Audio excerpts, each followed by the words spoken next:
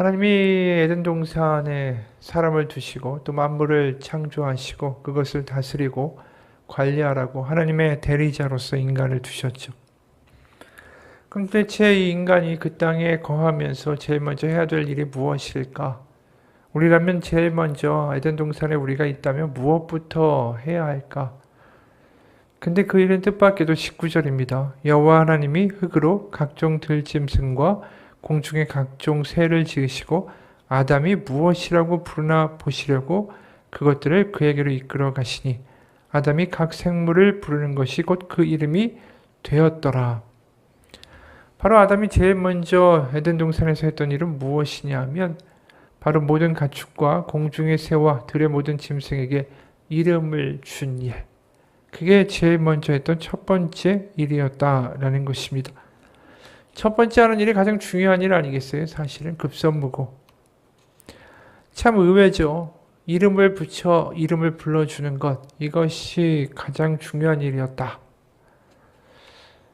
게다가 하나님은 아담이 뭐라고 그 이름을 불러주시는가를 지켜보고자 하셨다라고까지 말씀하고 있어요. 우리가 이런 대목에서 알 수 있는 것은 바로 이름이라는 것, 다시 말해서 상대방을 불러준다라는 것, 그것이 창조에 굉장히 중요한 일이다라는 것을 깨닫게 되는 것이죠. 그럼 도대체 이게 구체적으로 무슨 의미일까 생각해 보면 하나님이 천지를 창조하실 때 이런 모습이 나타납니다. 창세기 1장 3절에서 10절까지의 말씀이에요. 하나님이 이르시되 빛이 있으라 하시니 빛이 있었고 빛이 하나님 보시기에 좋았더라. 하나님이 빛과 어둠을 나누사 하나님이 빛을 낮이라 부르시고 어둠을 밤이라 부르시니라. 저녁이 되고 아침이 되니 이는 첫째 날이니라. 하나님이 이르시되 물 가운데 궁창이 있어 물과 물로 나뉘라 하시고 하나님이 궁창을 만지사 궁창 아래의 물과 궁창 위의 물로 나뉘게 하시니 그대로 되니라. 하나님이 궁창을 하늘이라 부르시니라. 저녁이 되고 아침이 되니 이는 둘째 날이니라. 하나님이 이르시되 천하의 물이 한 곳으로 모이고 묻이 드러나라 하시니 그대로 되니라. 하나님이 묻을 땅이라 부르시고 모인 물을 바다라 부르시니 하나님이 보시기에 좋았더라. 하나님이 천지를 창조하시는 대목 가운데에 이름을 붙여 부르시는 대목이 나온다라는 거예요. 우리가 이걸 잘 눈에 이게 띄지가 않는데 보면 빛을 낮이라 부르시고 어둠을 밤이라 부르시고 궁창을 하늘이라 부르시고 묻을 땅이라 물을 바다라 부르셨다. 그러니까 천지 창조하신 게 그냥 창조로만 끝난 것이 아니라 분명히 하늘과 땅과 낮과 밤과 바다는 하나님이 그 이름을 부르셨다, 지으셨다 라고 되어 있죠. 그리고 인간을 만드신 후에는 그 하늘과 바다와 땅을 채우고 있는 각종 생물들과 짐승들의 이름을 이제는 아담에게 붙이라고 하시는 거예요. 그래서 20절에 아담이 모든 가축과 공중의 새와 들의 모든 짐승에게 이름을 주니라. 지금 아담이 하고 있는 일이 무슨 일인지 아시겠습니까? 하나님이 하시는 창조의 일에 이 사람이 참여하고 있다는 거죠. 누군가나 또 사물에게 이름을 붙여 부른다라는 것은 이게 바로 창조에 버금가는 행위다라는 것입니다. 어디서 읽은 글입니다. 서울 어느 교회 목사님이 새로 부임해서 대신방을 하게 됐습니다. 한 가정을 찾아갔더니 달동네 단칸방에서 4가족이 살고 있더래요. 그분이 최집사라는 분인데 부인과 초등학교 다니는 2 아들이 함께 거하고 있었습니다. 목사님이 이제 신방 기록에 가족의 이름을 이제 적습니다. 큰아들의 이름은 무엇입니까? 고야입니다. 작은아들의 이름은 뭡니까? 고다입니다. 목사님이 이름이 이상해서 물었죠. 아이들 이름이 왜 이렇습니까? 최집사님이 되물었어요. 이름이 아주 좋은데 왜 그러십니까? 고야 고다가 뭐가 좋단 말입니까? 그러니까 이름에 성을 붙여서 불러보세요. 목사님이 이랬다는 거죠. 최고다 최고야가 되는 거예요. 아이에게 지어주는 이름이 평생 가는 거 아니겠습니까? 어떻게 보면 그 이름대로 된다고도 많이 말을 하죠. 이 아이들을 향한 이 아버지 최집사님의 마음이 이 아들의 이름들에 들어있는 거 아닐까요? 가진 거, 물려줄 건 없어도 너희가 우리에게 최고고 또 세상에서 하나님이 너희를 최고로 세우실 것을 기도하는 그 바람을 담아서 불렀던 것은 아닐까. 우리가 많은 경우에 우리를 어떻게 주변에서 불러주는가, 그것이 우리의 삶을 좌지우지할 때도 참 많아요. 자꾸만 이 못난 놈아 바보 같은 놈아 이야기 들으면서 자란 사람이 다르게 자랄 수가 없죠. 결국 그 말대로, 그 불려지는 대로 그 일생이 결판나게 되는 경우도 너무 많다라는 걸 보게 되죠. 그래서 누군가 이런 글을 썼습니다. 난 너 때문에 이 교실에 들어오기가 싫어. 왜 날 자꾸 째려보는 거야? 난 고등학교 다닐 때 음악 선생님의 이런 말을 듣고 얼마나 마음의 상처를 받았는지 모른다. 조금이라도 설명을 잘 듣기 위해서 눈을 잔뜩 찌푸리며 쳐다본 것뿐이었는데 말이다. 그때 눈이 몹시 나빴는데도 차마 부모님께 안경을 사달라는 말을 하지 못했다. 등록금도 간신히 내는 형편에 안경은 두말할 남이 없는 것이다 라는 생각 때문이었다. 간신히 쉬는 시간마다 친구들의 노트를 눈동냥하면서 공부를 하는 나에게는 충격 그 자체였다. 그 뒤로도 나는 그 말을 잊어본 적이 없다. 무심코 던진 말 한마디가 비수가 되어서 꽂혔다. 그 선생님이 한 그 말 한마디가 사람의 인생을 바꿔 놓을 수도 있음을 나는 믿고 살아가고 있다. 그렇죠. 누군가를 어떻게 부르는가? 어떻게 도장 찍고 낙인 찍어서 말하게 되는가? 그게 그 사람의 인생을 바꿀 수 있는 거예요. 반대로 너 참 잘하고 있어. 잘할 수 있을 거야.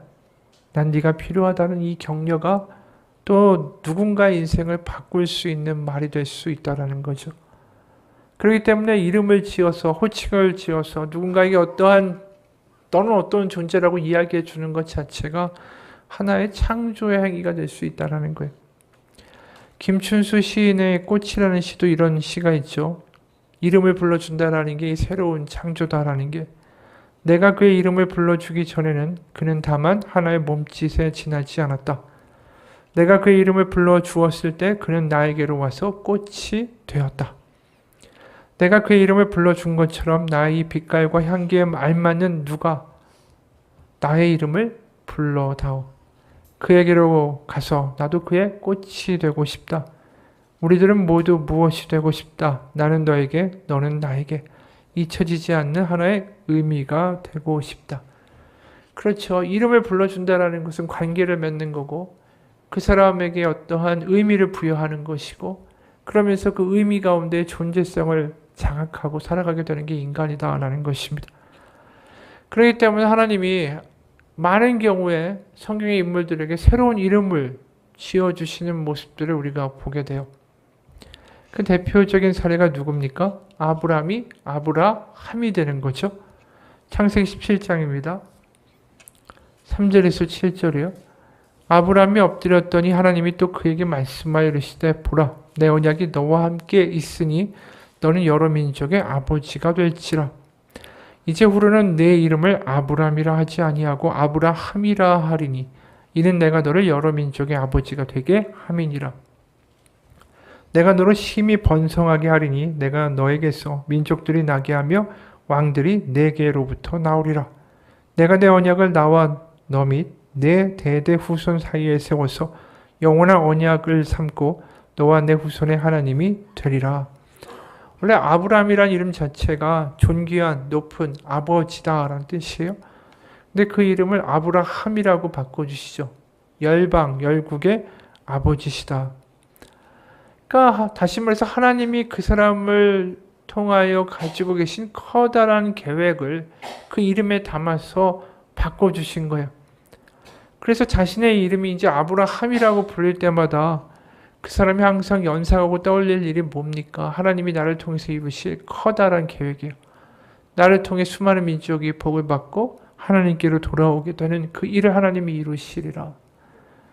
바로 그 이름을 바꿈으로써 그 사람의 인생과 비전과 그 사람이 앞으로 꿈꾸며 살아갈 인생의 향배가 완전히 바뀌는 거죠. 그리고 그 이름에 걸맞게 살아가게 되는 거 아니겠습니까?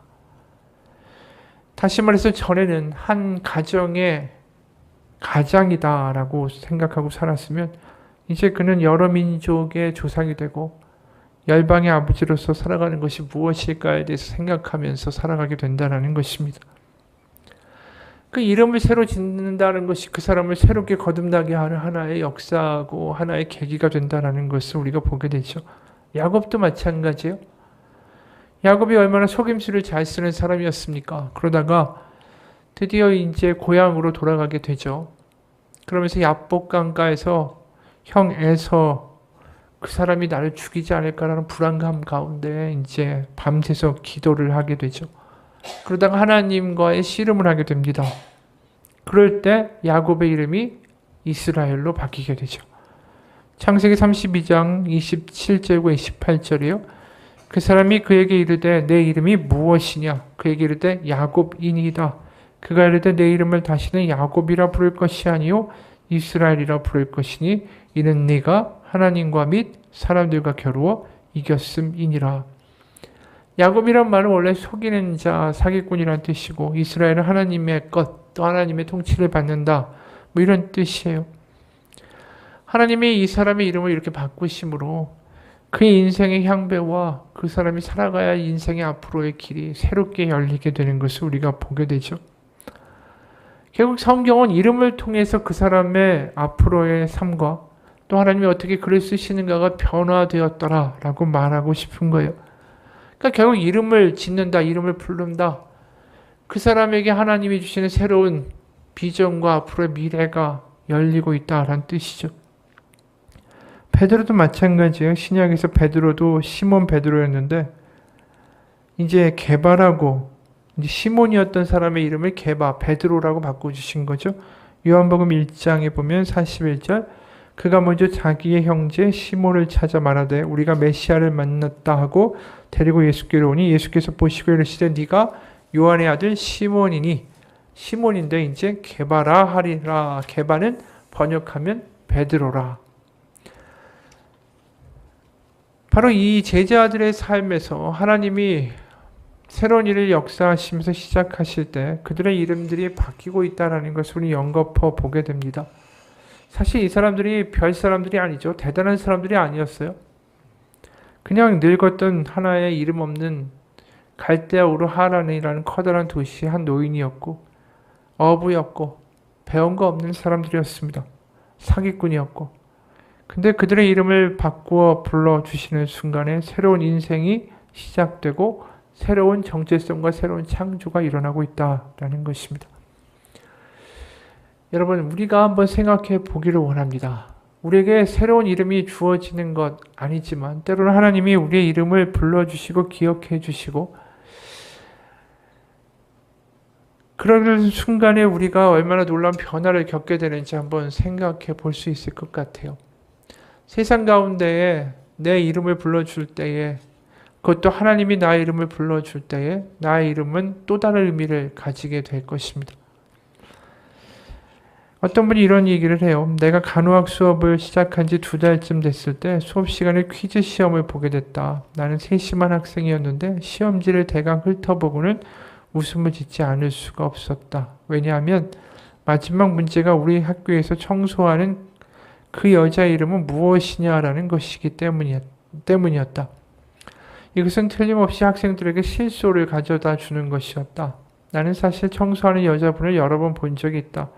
키가 크고 검은 머리였으며 나이는 50대 정도였던 것 같다. 그러나 내가 그녀 이름을 어떻게 알 수 있겠는가? 나는 마지막 문제를 답할 수가 없었고 그 문제는 공란으로 해서 답안지를 제출했다. 수업이 끝나기 전 한 학생이 마지막 문제가 퀴즈 점수에 포함되는지를 물었다. 그러자 교수님은 당연히 그렇다고 대답하면서 이렇게 말했다. 여러분은 앞으로 간호사로 앞으로 많은 사람들을 만나게 될 겁니다. 만나는 모든 환자는 다 중요한 사람들입니다. 그저 환자나 일개의 사람이 아니라 바로 중요한 사람으로 여러분들이 그들에게 해줄 수 있는 게 미소 짓고 이름을 불러주는 것이다 라 할지라도 그들은 모두 여러분의 관심과 돌봄을 받을 만한 가치 있는 사람들인 것을 기억하십시오. 나는 이 교훈을 결코 잊을 수가 없다. 후에 나는 우리 학교에서 청소하는 그 여자분의 이름이 도로시라는 것을 알게 됐다. 예수님께서도 목자는 양의 이름을 각각 불러내어 인도하고 기억한다고 말씀하신다.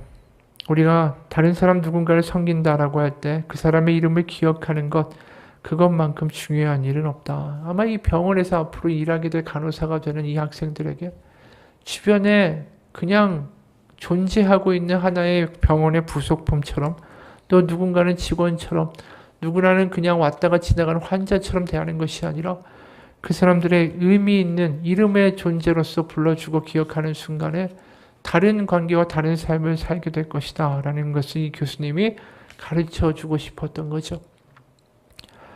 여러분, 우리가 하나님 가운데 하나님이 내 이름을 아시고 나를 불러주신다라는 것을 우리가 알게 되는 것만큼 대단한 일이 없어요. 지금 그 직원의 이름을 누군가가 알고 이름을 불러줄 때 그 직원이 얼마나 기분이 다르겠어요. 내가 여기서 그냥 일하고 있는 노동자가 아니라 누군가의 관계를 맺고 있고 내가 하는 일을 소중하게 생각하고 있는 누군가가 있구나라는 걸 알게 되는 순간에 하루하루 살아가는 삶이 달라지겠죠. 그래서 이름을 불러주시고 이름을 바꿔주시고 그 모든 일들 가운데 하나님은 그 이름을 기억하고 그 관계가 정말 소중하다라는 것을 이름을 통해서 알게 하시는 거죠. 우리가 대표적으로 그 이름을 보면서 하나님이 그 이름 불러주었을 때 감격하는 사람이 누구였을까 생각해보면 삭개오 같아요. 여리고의 세리장으로 그냥 끝나버릴 인생이었죠. 자신의 삶을 보장받고 돈으로 어떻게 보면 자신의 컴플렉스와 열등감을 가리고자 했던 그 사람을 바로 예수님은 다시 찾아가서 삭개오라고 불러주시죠. 그 장면을 보면 대단한 것 같아요. 누가복음 19장 2절부터 5절이에요. 삭개오라 이름하는 자가 있으니 세리장이요 또한 부자라. 그가 예수께서 어떠한 사람인가 하여 보고자 하되 키가 작고 사람이 많아 할 수 없어 앞으로 달려가서 보기 위하여 돌 무화과 나무에 올라가니 이는 예수께서 그리로 지나가시게 되밀어라. 예수께서 그곳에 이르사 쳐다보시고 이르시되 삭개오야 속히 내려오라. 내가 오늘 네 집에 유하여야 하겠다 하시니. 이 사람의 놀라운 변화가 어디서 일어났습니까? 예수님이 찾아오셔서 삭개오라고 불러주시는 그 순간에 이 사람은 놀라운 인생의 반전을 맞이하게 되죠. 그러면서 여리고의 세리장으로서의 인생이 아니라 바로 예수님을 따르는 제자로서의 삶을 시작하게 되는 거죠. 여러분, 우리가 사실은 복음이라는 게 여러 가지의 이야기가 될 수 있을 거예요. 우리가 죽은 다음에 천국에 가는 것, 또는 내가 구하는 어떤 것들이 하나님 가운데 응답되는 것, 이게 기쁜 소식일 수 있겠죠. 하지만 가장 놀라운 복음의 소식은 하나님이 내 이름을 아신다라는 거예요. 내 이름을 불러주신다라는 거예요. 그게 뭘 의미할까요? 내가 하나님의 자녀라는 것을 의미하기 때문입니다. 비록 내 이름이 다른 이름으로 구약처럼 불려지지 않는다 할지라도 우리가 이제 그리스도인 아니에요? 그리스도인이라는 이름을 우리가 달고 사는 그 순간에 바로 그리스도 안에 있는 사람들은 하나님의 자녀가 되었으니 하나님은 그의 이름을 불러주신다라는 뜻이에요. 어떤 목사님이 이런 글을 썼어요. 하나님이 우리의 이름을 아시는 순간에 우리의 놀라운 변화를 경험하듯이 어떤 분이 이런 이야기를 썼습니다. 내가 잊고 살던 유년의 기억 중에 담임 선생님의 가정 방문이 있었다. 새학년이 시작되면 선생님은 반 아이들 집을 돌았다. 부모님을 만나 이야기를 나누며 사는 형편이 어떤지 우리에게 어떤 문제가 있는지를 살피기 위한 발걸음이었을 것이다. 선생님이 가정 방문을 하는 날은 사실 설레기보다는 어디론가 숨고 싶은 날이곤 했다. 청소를 가리는데도 한계가 있기 때문이었다. 별게다 창피한 시절이기도 했거니와 선생님에게 보여줄 만한 것보다는 보이고 싶지 않은 게 더 많은 궁핍한 시절이었기 때문이다.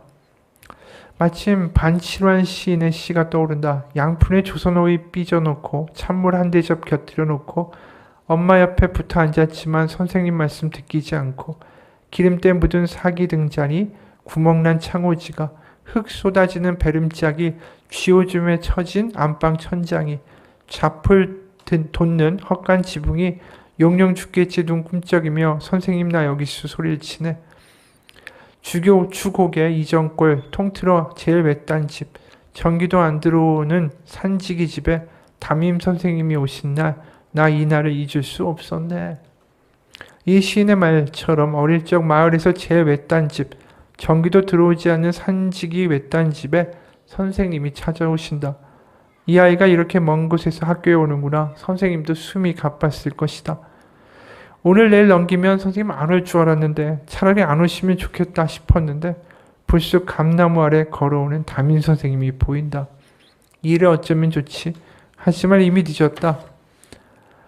뒷칸에 숨고 콩밭으로 숨고 산으로 도망치기에는 어떤 것도 늦었다. 마음은 동서남북 사방팔방 첫소리 하다가 들킨 것처럼 뿔뿔이 달아나지만 몸은 고구마 자루처럼 움직이지 않고 가슴만 벌렁벌렁한다.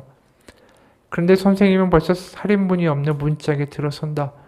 열무밭을 매던 엄마가 담임선생님 오셨다라는 말을 듣고 허겁지겁 달려오는데 엄마 모습이 참 가관이다. 평소에는 눈에 들어오지도 않던 엄마 모습이 하나하나 선명하다. 감물이 든 난닝구에 넥타이 허리띠로 동여맨 고무줄 헐건 몸빼 바지, 방위 훈련받는 셋째형의 깜장색 훈련화, 거기에 조자룡 헌창 쓰듯이 손에 들고 있는 흙 묻은 호맹이. 선생님을 모신 방도 다를 게 없다. 모처럼 모신 선생님을 대적할 것이라고는 양푼에 담은 조선오이 찬물 한 대접이 전부다. 숨듯이 엄마 곁에 붙어 앉아있는데 유난스럽게 눈에 띄는 것들이 있다. 기름때 묻은 사기 등잔, 숭숭 구멍난 창호지, 흙 쏟아지는 벽, 쥐들이 내달리다가 아무데나 오줌을 싸서 축 처진 안방 천장, 자풀이 돋는 헛간 지붕. 갑자기 이 모든 것이 용령 죽겠지 약을 올리듯이 눈을 껌쩍이며 선생님 나 여기 있다고 소리를 치니까 선생님 이야기가 귀에 들어올리는 마음하고 얼굴만 화끈거릴 뿐이다. 고향이 충청도인 이 시인이 풀어놓는 토박이 말은 구수하기 못해 그 말 외에 그때의 감정이나 상황을 표현할 말이 세상에 달리 없을 것이다. 이런 시를 읽으면서 이런 이야기를 주절주절하는 건 나에게도 떠오르는 것이 있었기 때문이다. 바로 누추하기 이를 데 없는 우리를 찾아오시는 분. 그리고 나의 이름을 불러주는 이분을 두고 우리도 이렇게 말할 수 있지 않을까. 예수님이 찾아오신 날, 그날이 그러지 않았을까. 이게 사개오를 찾아오신 예수님의 모습이 아닐까요? 여러분, 우리가 어떠한 모습이든 간에, 우리가 얼만큼 엉망이든 간에, 우리가 숨길 것이 얼마나 많던 간에 하나님이 우리에게 다가오시고 우리의 이름을 불러주시는 이 사건, 이게 삭개오의 사건이고 이게 우리에게 일어난 사건이 아닌가라는 것입니다. 삭개오는 이 이름을 불러주시는 예수님을 만나고 새로운 창조물이 됐죠. 새로운 인생이 열렸죠. 새로운 삶이 시작됐습니다. 우리에게 은혜라는 건 다른 게 아니에요. 세상을 두려워하고 때로는 망가져 있고 때로는 욕심내고 있고 때로는 내 스스로도 나를 자책하고 있고 실망하고 있고 무너져가고 있고 어느 곳에 내세우면서 떳떳하지도 못하고 자랑스럽지도 않은 나의 이름을 예수님이 불러주신다. 그게 복음인 거죠. 그런데 성경에는 이렇게 살아가는 모습과는 정반대의 인간의 모습이 드러나는 데가 있습니다. 바로 하나님의 아들, 또 하나님이 그 이름을 우리 가운데 불러주시는 그것을 우리가 감사하며 그 안에 살아가는 삶이 아니라 스스로 자신의 이름을 세상 가운데 높이겠다고 등장하는 사람들이 등장하죠. 그 대표적인 사건이 뭔지 아십니까? 바벨탑 사건이에요. 창세기 11장 1절부터 8절까지의 말씀이에요. 온 땅의 언어가 하나요 말이 하나였더라. 이에 그들이 동방으로 옮기다가 신할 평지를 만나 거기 거류하며 서로 말하되 자 벽돌을 만들어 견고히 굽자 하고 이에 벽돌로 돌을 대신하며 역청으로 진흙을 대신하고 또 말하되 자 성읍과 탑을 건설하여 그 탑 꼭대기를 하늘에 닿게 하여 우리 이름을 내고 온 지면에 흩어짐을 면하자 하였더니 여호와께서 사람들이 건설하는 그 성읍과 탑을 보려고 내려오셨더라. 여호와께서 이르시되 이 무리가 한 족속이요 언어도 하나이므로 이같이 시작하였으니 이후로는 그 하고자 하는 일을 막을 수 없으리로다. 자 우리가 내려가서 거기서 그들의 언어를 혼잡하게 하여 그들이 서로 알아듣지 못하게 하자 하시고 여호와께서 거기서 그들을 온 지면에 흩으셨으므로 그들이 그 도시를 건설하기를 그쳤더라. 바벨탑 사건은 우리가 익히 알고 있는 사건이죠. 그들이 하늘에 닿을 정도로 높은 탑을 짓자. 그런데 그때는 언어가 하나였다가 갑자기 하나님이 그들의 언어를 다 안 통하게 만드심으로 그들이 결국 그 도시와 그 탑을 세우는 것을 그쳤다라고 기록된 거예요. 근데 여기서 우리가 눈여겨봐야 되는 것은 뭐냐 하면 이들이 예초에 이런 탑을 만들고자 하는 동기가 무엇이었는가라는 거죠. 그게 4절이에요. 성읍과 탑을 건설하여 그 탑 꼭대기를 하늘에 닿게 하여 우리 이름을 내고 온 지면에 흩어짐을 면하자. 이게 그 탑을 만들었던 동기라는 거죠.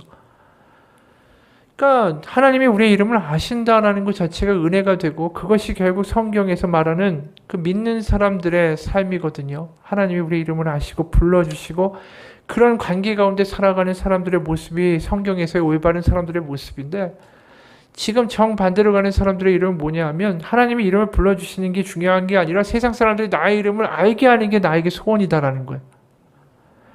그러니까 세상의 모든 사람들이 결국 모든 일을 하는 동기가 뭡니까? 내 이름을 저 사람들이, 모든 사람들이 다 알게 하겠다. 그게 사람들의 세상을 살아가는 동기 아니겠어요?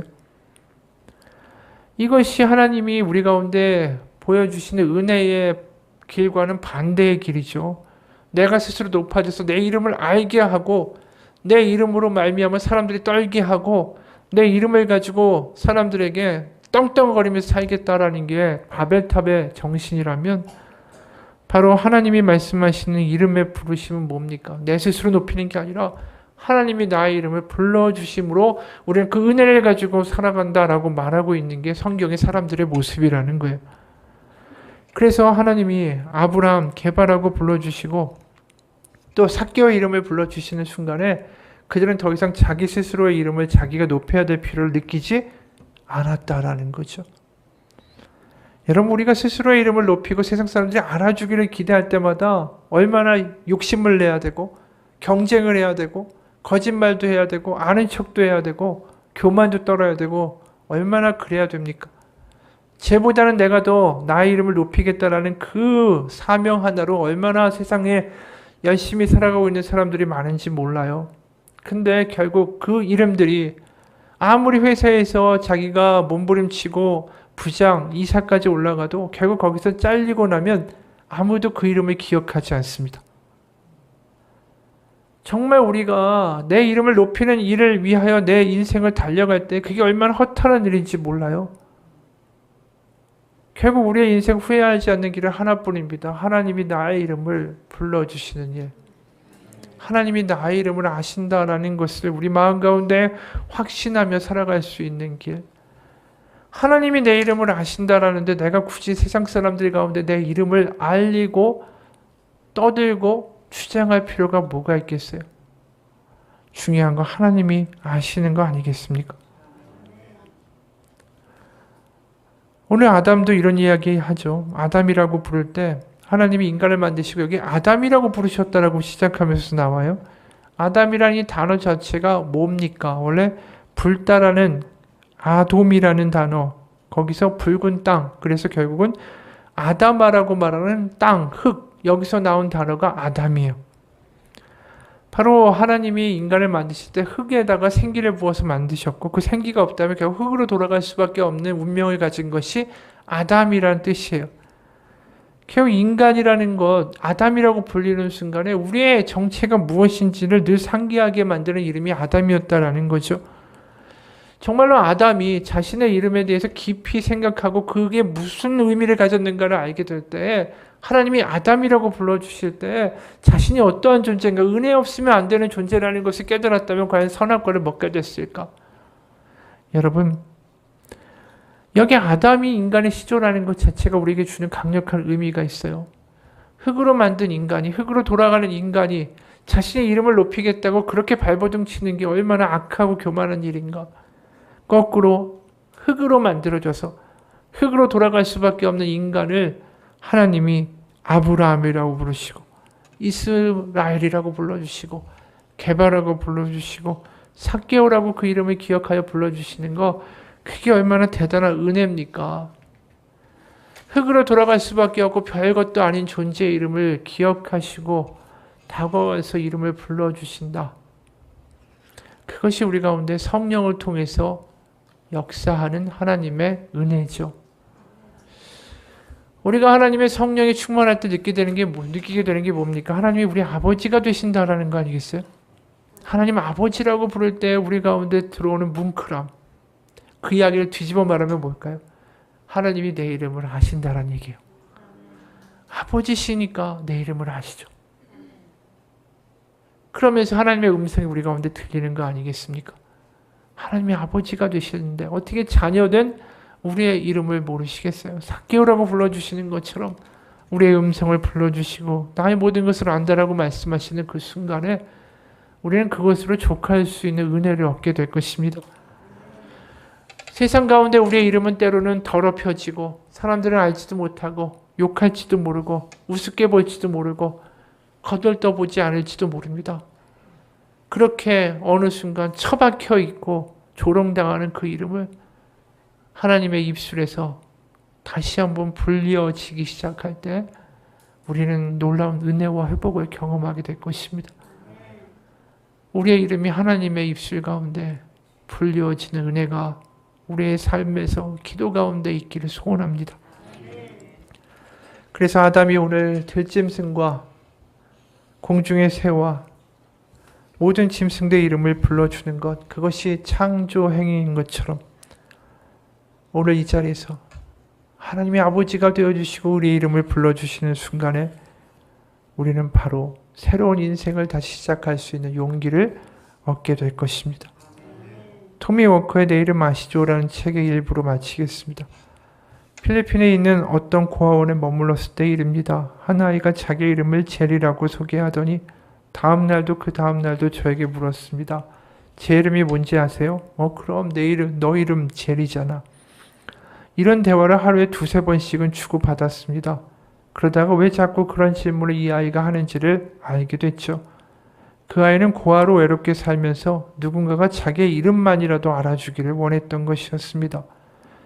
그래서 이렇게 말해줬죠. 제리야, 나도 너의 이름을 알지만 나보다 훨씬 위대하신 분이 너의 이름 제리란 이름을 아셔. 그리고 그분은 결코 너의 이름 제리라는 이름을 잊어버리지 않으시지. 그분이 바로 너를 만드신 하나님 아버지시란다. 만약 당신도 제리와 같이 세상에 홀로 남겨진 것 같이 느껴진다면 당신을 위로하고 계시는 그분의 음성에 귀를 기울여 보십시오. 그럴 때 바로 그분의 음성이 성령 가운데 우리를 흔들어 깨울 것입니다. 내가 너를 안다. 너의 이름을 내 손바닥에 새겨 놓았단다. 같이 기도하겠습니다. 하나님, 어느덧 나의 이름을 입증하려고 나의 이름이 가치 있다. 나의 이름이 이 세상 가운데 존재할 만한 이유가 있다는 걸 입증하기 위해서 우리는 달려갑니다. 이름 석자를 세상 가운데 알게 하려고 어느 순간 힘써서 달리고 애써서 달리고 때로는 비교하고 질투도 하면서 그렇게 인생의 많은 시간들을 써버리고 맙니다. 바벨탑을 지으면서 이름을 높이고자 했던 그 사람들의 모든 고생이 헛것이었던 것처럼 하나님, 엉뚱한 곳에 이름을 날리기 위하여 달려가는 인생이 아니라 하나님이 내 이름을 아시고 하나님이 내 아버지가 되신다라는 그 은혜와 감격 가운데 먼저 살아갈 수 있는 우리의 삶이 되게 하여 주옵소서. 이 자리에 우리 하나님 때로 힘들고 지쳐서 왔습니다. 세상 가운데 우리의 이름이 짓밟히기도 하고 조롱당하기도 하고 우습게 보이기도 하고 때로는 우리의 이름이 잊혀지기도 했지만 이 자리에서 우리의 이름을 기억하사 우리 아버지가 우리의 이름을 삭개오처럼 불러주실 때 우리의 인생은 다시 한번 소망과 힘을 내어 살아갈 수 있을 거라고 믿습니다. 성령님, 이 시간 우리 가운데 임하시고 우리 가운데 우리의 이름을 불러주시는 하나님 아버지의 은혜를 경험케 하여 주옵소서. 살아계신 우리 주 예수 그리스도의 이름 받들어 기도합니다. 아멘.